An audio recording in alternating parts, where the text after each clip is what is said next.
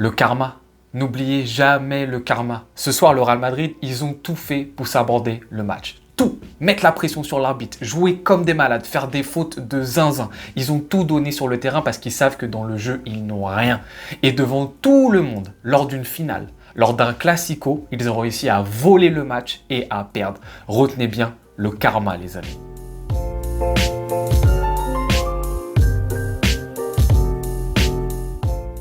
Mesdames et messieurs, nous avons remporté la Coupe du Roi. Voici la casquette, elle est sur la tête, la casquette de la victoire. On espère qu'on la verra de nombreuses fois encore cette saison. Il nous reste 2 occasions justement pour la voir à nouveau. Ce Barça qui bat ce Real Madrid qui a tout fait, comme je l'ai dit en introduction, pour s'aborder cette finale. Et pour la première fois de l'histoire de la chaîne, on va parler arbitrage dans une vidéo. Parce qu'il s'est passé ce soir, c'est une honte absolue. C'est un scandale absolu. Malgré qu'on ait gagné, on va quand même en parler. Parce que généralement, moi, je ne parle pas d'arbitrage. Je vous dis pourquoi. Parce que je ne parle pas de ce qui ne concerne pas généralement le contenu. Ça peut concerner le résultat, on est tous d'accord, mais ce qui se passe sur le terrain, je préfère parler de ça dans mes débriefs, dans mes réactions à chaud. Là, ce soir, la problématique, c'est que les fautes et ce qu'a mis en place le Real Madrid a un impact sur le contenu. Ce qu'ils ont fait, c'est honteux. Déjà, de manière extra-sportive, ce qui s'est passé hier, avec la pression mise sur l'arbitre, avec les vidéos qui sont sorties sur la chaîne officielle du Real Madrid, puis ensuite, la possible annulation du fait de jouer cette finale, puis ensuite, aujourd'hui, le comportement exécrable des joueurs. Parce que l'arbitrage, il est horrible, hein. On est tous et toutes d'accord, l'arbitrage, il était sous pression, il n'arrivait pas à mettre des cartons pour le Real Madrid. Il a oublié minimum 2 pénaltys aujourd'hui pour le Real. Il a oublié minimum 1 carton rouge pour le Real Madrid. Tout ça, ça s'est pas produit. L'arbitrage a été horrible de A à Z en faveur du Real Madrid. Mais on peut s'arrêter là et dire tout simplement, ah, c'est la faute de l'arbitrage. Des fois, c'est juste l'arbitre qui déconne. C'est pas forcément de la faute qui a les fautes pour elle, entre guillemets. Mais là, en plus de ça, l'attitude du Real Madrid était exécrable. À chaque faute qu'il y avait pour eux, ils se mettaient à 10. Ils se ruaient à 10 autour de l'arbitre pour demander un carton jaune contre le FC Barcelone. À chaque faute que eux ils faisaient, ils engueulaient limite l'arbitrage. À la mi-temps, ils foncent tous sur l'arbitre pour lui mettre la pression. À chaque mini moment, ils se mettent tous, même Ancelotti qu'on voit rarement dans ce genre d'état, se met aussi à parler d'une manière très limite à l'arbitre. Tout ça fait en sorte que oui, le Real Madrid ce soir a été exécrable en faisant aussi des fautes, mais horribles sur le terrain, qui ont été permises justement par le fait que l'arbitre ne mette pas de carton jaune. Ils ont pu en faire jusqu'à la fin du match. Et malgré tout ça, encore une fois, le Barça a réussi à gagner. Alors que c'était horrible. Pourquoi ? Parce que le Real Madrid n'a pas de jeu. Le Real Madrid n'a rien cette année. On l'a dit l'année dernière, bravo. Équipe cohérente, équipe équilibrée, vous avez réussi à faire ce que vous pouvez avec vos individualités. Vous méritiez ce que vous avez gagné. Cette année, vous n'avez strictement rien. Vous avez beau mettre les galactiques que vous voulez en attaque, ce que vous voulez, mettre les pressions aux arbitres, vous n'aurez rien cette année parce que le karma va le décider ainsi. Et si vous continuez comme ça, tout le monde va commencer à le voir. Parce que là, jusqu'à présent, le Barça le voyait. On était là tous les week-ends, ça sortait les scandales et tout. Là, on l'a vu sur une finale, on l'a vu sur un classico. Tout le monde a vu ce soir le Real Madrid, ce qu'il fait depuis des mois et des mois en Ligue 1. Là, on l'a vu sur un seul match. La pression mise sur l'arbitre s'est vue sur les 90 minutes et a eu une influence sur le contenu. C'est un énorme scandale ce qu'on a vu ce soir et ça a gâché énormément cette finale aux yeux de beaucoup de gens. Maintenant, pour revenir un petit peu plus sur le match, c'était un match en plusieurs parties. Première mi-temps, ultra bien géré par le FC Barcelone. Une ultra domination du Barça pendant 45 minutes. Un récital. Pas forcément le même récital qu'on a vécu sur les 2 premiers matchs de la saison, qui était vraiment un récital en termes aussi d'efficacité. On voulait faire mal à ce Real Madrid et on plantait des coups de couteau. On n'avait pas forcément tout le temps le ballon, on gérait pas tout le temps, mais ça faisait mal. Ça poignardait et ça mettait des buts. Là, c'était un contrôle absolu sur le jeu. C'est-à-dire qu'on avait une ultra possession de balle. Et eux, mais jusqu'à la 25e minute de jeu, ils ne sont pas rentrés dans notre camp. On ne les a pas vus. Le pressing était aussi démentiel de la part du FC Barcelone. Un contrôle génialissime des milieux de terrain qui a permis à ce FC Barcelone d'avoir une maîtrise complète sur cette première mi-temps avec certaines situations, certaines occasions, moins justement que les 2 premiers matchs que je vous ai cités précédemment, mais quand même un Barça qui existe. Et on arrive justement à mener 1-0 à la mi-temps avec ce magnifique but de Pedri. Quel plaisir quand Pedri met le but de se dire enfin il a staté. Tous ceux qui disaient oui mais Pedri ok c'est beau, c'est soyeux, on kiffe au milieu de terrain, mais il n'a pas les statistiques boum, but dans un classico, but dans une finale, but du 1-0. Et quel but, mesdames et messieurs, magnifique et superbe, importante interception de Koubarsi, parce qu'il sauve, limite une action de 1v1. Ça retombe dans les pieds de Pedri. Pedri lance superbement Lamine Yamal. Lamine Yamal temporise sur Fran Garcia. Hop, il n'est pas attaqué, il attend que quelqu'un se projette aux abords de la surface de réparation. Qui c'est? C'est Pedri qui a suivi. Donc une énorme 1-2 finalement.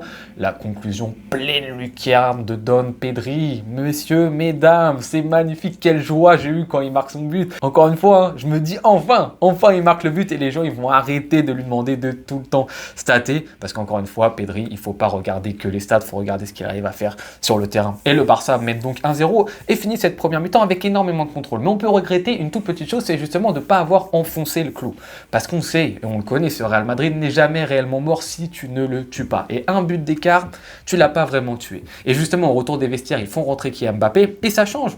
Le visage du Real Madrid change, on va pas se mentir, même si on a décrié la présence de Kylian Mbappé cette saison au Real Madrid, quand il rentre, ça change du côté positif pour le Real, et notamment à travers cette égalisation. Mais cette égalisation est méritée, dans le sens où le Real domine cette seconde mi-temps, au moment où on se prend le but. But sur coup franc, premier but sur coup franc direct de Kylian Mbappé, ça doit tomber contre nous. La frappe est belle, poteau rentrant, très beau coup franc de la part de Kylian Mbappé, un partout. Et à ce moment-là, on se dit, waouh, c'est dommage justement de ne pas avoir mis ce deuxième but, parce que justement, on aurait pu un petit peu avoir l'occasion et on aura juste des occasions aussi après de mettre le 2-1 parce que le Real Madrid commence lui de plus en plus à se projeter vers l'avant parce qu'il voit qu'il commence à dominer cette deuxième mi-temps et nous on recule un petit peu plus mais on a des situations de contre. Et à ce moment-là, il y a notamment Rafinha qui a deux belles occasions dans le demi-espace gauche, occasion qu'il a mise souvent cette année. Vous savez, il part, il fait sa frappe croisée, un petit peu petit filet droit et là, il trouve même pas le cadre sur ces occasions-ci et on se dit c'est dommage là parce que c'est des bonnes situations généralement de 3 contre 3 ou de 3 contre 2 pour le Barça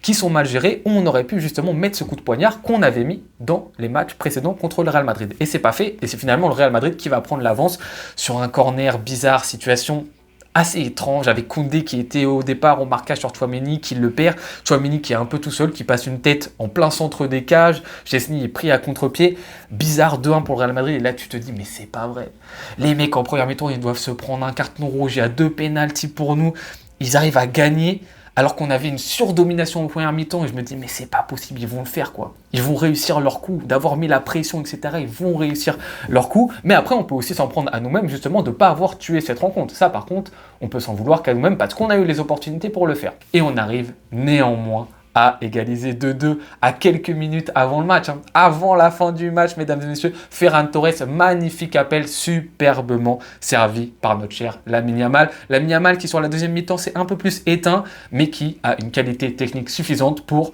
te lâcher ce genre de passe. Et ce genre de passe fait la différence parce qu'aussi Ferran Torres fait un superbe appel. Et on en avait parlé. Ferran Torres a des lacunes par rapport à Lewandowski, mais sur le point de la mobilité, c'est largement supérieur. Est-ce que Lewandowski est capable de faire le même appel qu'on a vu de Ferran Torres ?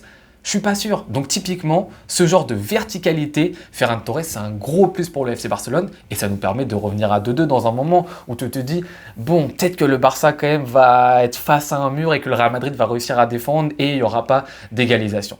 Et donc ça nous permet d'aller en prolongation et là, la prolongation, on voit les deux équipes qui sont fatiguées. On voit que ça peut craquer d'un côté comme de l'autre. Je trouve que la première mi-temps de la prolongation, elle a un peu plus Real Madrid où tu te dis, waouh, nous on a mis Inigo Martinez côté gauche, ça peut craquer. Tu sens certains joueurs qui sont fatigués du côté du Barça. Et en revanche, la seconde mi-temps de la prolongation, je trouve qu'elle est plus côté FC Barcelone.